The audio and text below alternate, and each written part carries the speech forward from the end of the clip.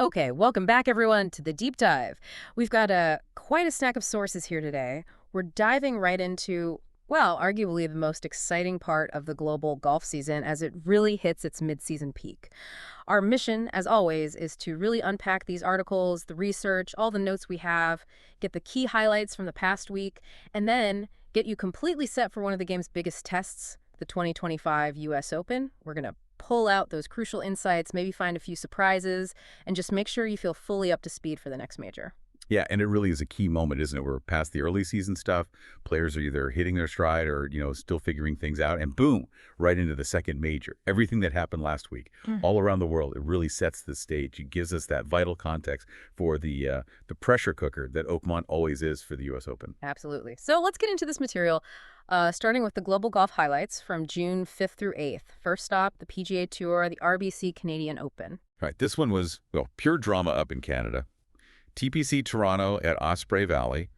We saw Ryan Fox from New Zealand grab his second win of the season, beat Sam Burns in a playoff. And it wasn't like a quick one-hole playoff, was it? No, not at all. They finished regulation tied at 18 under? Yep, and it took 4 extra holes to settle it. Wow. But the thing that really jumped out from the reports, this one shot from Fox, it sounds almost legendary. Oh, it does. The material really highlights it. Yeah. Late in the playoff, right, Fox is facing a 3-wood from 259 yards out, and somehow he sticks it to just 10 feet. 259 to a 3-wood to 10 feet. Exactly.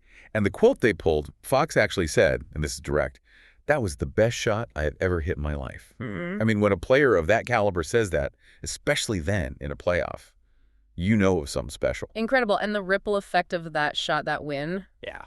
it's huge for him. Massive. Not just the trophy, but the reports say the win catapulted him from 75th. All the way up to number 32 in the world rankings. And maybe even more importantly, gets him straight into the US Open next week. Automatic spot. Yeah, that completely changes his outlook for the rest of the season, doesn't it? Definitely.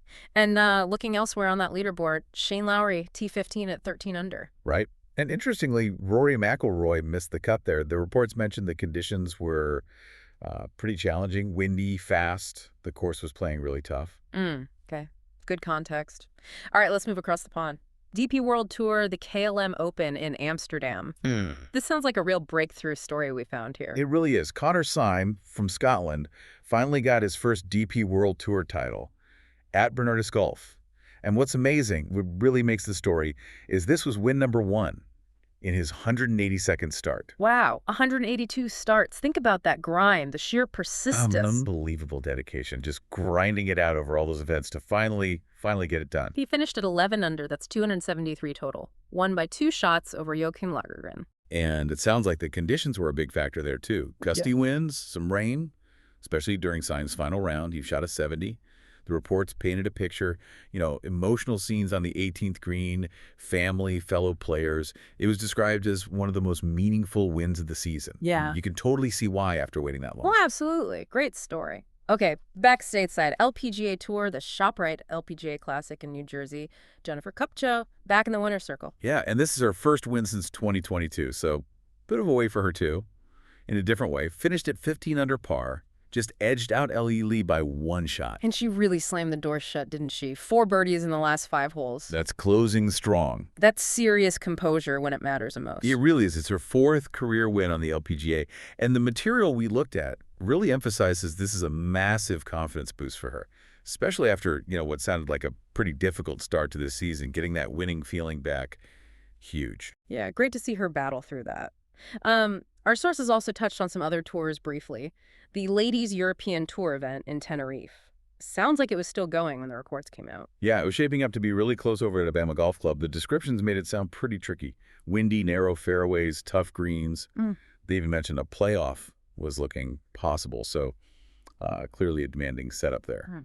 And then there was Livy Golf over in Virginia. The reports flagged a pretty exciting battle at the top.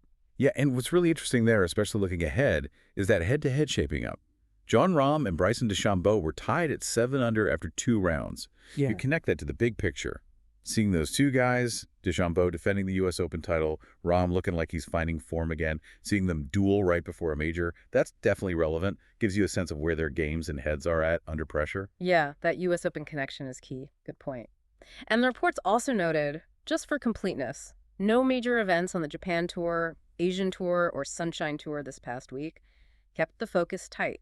So yeah, a really busy week on the main stages. Drama, breakthroughs, key players showing form, all setting things up perfectly. Which brings us very nicely to the main event we want to preview, the U.S. Open 2025, June 12th to 15th, Oakmont Country Club. Let's talk about this place. Yep. Legendary and, frankly, pretty fearsome venue, right? Oh, absolutely. Oakmont, Pennsylvania, hosting the 125th U.S. Open. And its reputation precedes it, globally known as just one of the absolute toughest, most demanding tests in championship golf, period. Okay, so why? Let's unpack that reputation. It's a par 70, around 7 to 300 yards. But it's the specific features that make it so notoriously difficult, isn't it? What makes Oakmont Oakmont? Well, narrow, like ultra narrow. You miss them, and players will miss them. You're immediately in this thick, dense, penal rough. It's not just long, it grabs your club. Right, no easy hacks out. Exactly. Then the greens. Legendary for being lightning fast. People describe them like putting on glass with severe slopes. Demands incredible precision on your approach shots, and obviously with the putter. Okay, narrow fairways, thick rough, super fast greens. What else? Yeah, then you have the hazards, including, of course, the iconic church pew bunker between the third and fourth fairways. It's not just visually intimidating with those grassy ridges. It's strategically brutal if you end up in there. It's just a layout that demands near perfection and punishes anything less severely. Sounds like a complete examination, mentally and physically.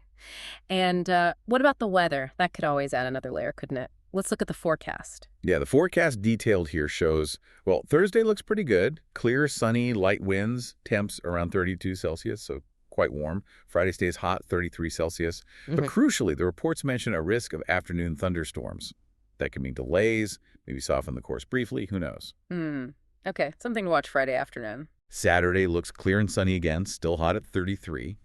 Then Sunday cools off a bit, down to 27 Celsius. But there's a possibility of morning storms. So the final round could also see some interruptions. So the course itself is set up to be just relentless, demanding total focus. And then you throw in potential weather delays, especially Friday, maybe Sunday morning, adds another layer of unpredictability to an already brutal test. Exactly. It just compounds the challenge, forces players to adapt, maybe deal with stop-start play. Right. Okay, let's talk players. Who is everyone going to be watching? Based on the material, who's the guy heading in as the clear favorite? Yeah, the material's pretty unanimous on this. Scottie Scheffler, world number one. Listed as the definite favorite, especially, coming off that PGA Championship win. And the analysis points to why. His game strengths, particularly that dominant tee to green play, which is just so crucial at a place like Oakmont with its narrow fairways and thick rough. Combine that with his much improved putting. He looks like a really formidable threat for this specific course. Odds listed at plus 335. Plus 335. Those are incredibly short odds for a major field this deep, aren't they? They really are. Shows how dominant he's been. Okay, besides Scheffler, who else should we be keeping a really close eye on? Well, obviously, Bryson DeChambeau. He's the defending champion. And like we mentioned, he's coming in with some momentum from LED. The analysis suggests his kind of calculated aggression, his analytical approach, it could suit Oakmont's demands. His odds are plus 900. Right. Makes sense. Then you got Rory McIlroy. The reports describe his form and maybe his mental prep as a bit of a mixed bag. There's mention he skipped some media duties early in the week and reportedly had a triple bogey in a practice round. Interesting little nuggets there. Skipping media, practice triple. I mean, what do you make of that? Does it tell us much? It's hard to say for sure, isn't it? Sometimes those things signal a player just trying to lock in, block out distractions. Other times, maybe a sign of some frustration or battling something mentally, especially after missing the cut last week. But, as the reports rightly point out, you can never count Rory out in a major. His talent is just off the charts. When he clicks, he's unstoppable. His odds are plus 600. Always a factor. Who else? Jon Rahm seems to have reemerged as a major contender. Showed that promising form at LIV Virginia we talked about. Odds at plus 1,200. And Brooks Koepka, 5-time major winner, always seems to elevate his game for these. Oakmont is highlighted as a course that should really fit his mental toughness, his shot making under pressure. He's listed at plus 1,300. That's a strong group of contenders. Any other names mentioned, maybe potential dark horses the listener should watch? Phil Mickelson gets a mention. Could potentially be his last U.S. Open. His legacy is obviously huge, even if, as the material suggests, Oakmont doesn't really fit his game these days. As for dark horses, The reports listed names like Tyrrell Hatton, Cameron Smith, Sepp Straka, Jordan Spieth, and Shane Lowry. You know, guys who are definitely capable. If they can manage the course and the pressure, they can make a run. Good names to keep an eye on. And for those interested in the betting side, the material just gives a general overview, lots of other strong players in that plus 3,000 to plus 5,000 range. Yeah, what that whole list really underscores is that winning at Oakmont takes a very specific blend of skills. It's not just about power or just putting. It's strategy. It's mental strength. It's handling the inevitable mistakes. Absolutely. Okay, finally, for anyone looking to tune in and watch all this unfold, the sources gave us a good rundown of broadcast info. Right. So in the U.S., your main spots are NBC, Peacock, and USA Network. They'll have coverage throughout the day. Over the UK, it's Sky Sports Golf and Sky Sports Main Event. Live coverage daily from around 11:30 a.m. local time, BST. Plus highlights and analysis from familiar names like Paul McGinley and Nick Doherty. Good to know who'll be breaking it down. Yep. Other regions mentioned, Germany, Austria, Switzerland have Sky Sports DACH. Canada, it's TSN. Australia, Kayo Sports. If you're listening on the radio in the UK, TalkSport have live broadcasts. And then there's streaming options like Peacock, the official USGA app, YouTube TV, DirecTV, and now the Dewey in the UK. Plenty of ways to follow. Okay, great. So we've journeyed through this stack of info, started with the drama from last week, Fox's incredible shot, Syme's long-awaited win, Kupcho's strong finish, that interesting Rom DeChambeau battle, and it's all led us right here to the brink of the U.S. Open at Oakmont. The anticipation is definitely building. And it all comes together at Oakmont, which, as we've said, is just the ultimate test in golf. Especially under major pressure. You have the course itself, those fairways, that rough, the greens, the bunkers, but then you layer on that potential for weather issues we saw in the forecast. It really becomes this severe examination of everything. Physical game, mental game, adaptability, everything. It really does. So thinking about everything we've just pulled from these sources, the highs, the lows, the perseverance stories from last week, contrasted with the specific brutal demands of Oakmont, what's the final thought, maybe the key question you think our listeners should carry into U.S. Open week? Well, what's really fascinating is thinking about how those different paths to success or struggle that we just saw last week, how they might give us clues about who's truly equipped for Oakmont. Take Connor Syme's win after 182 starts. That screams perseverance, right? Quality Oakmont demands like almost no other course. Ryan Fox's playoff shot, that's pure execution under maximum pressure. Kupcho's finish, composure, momentum.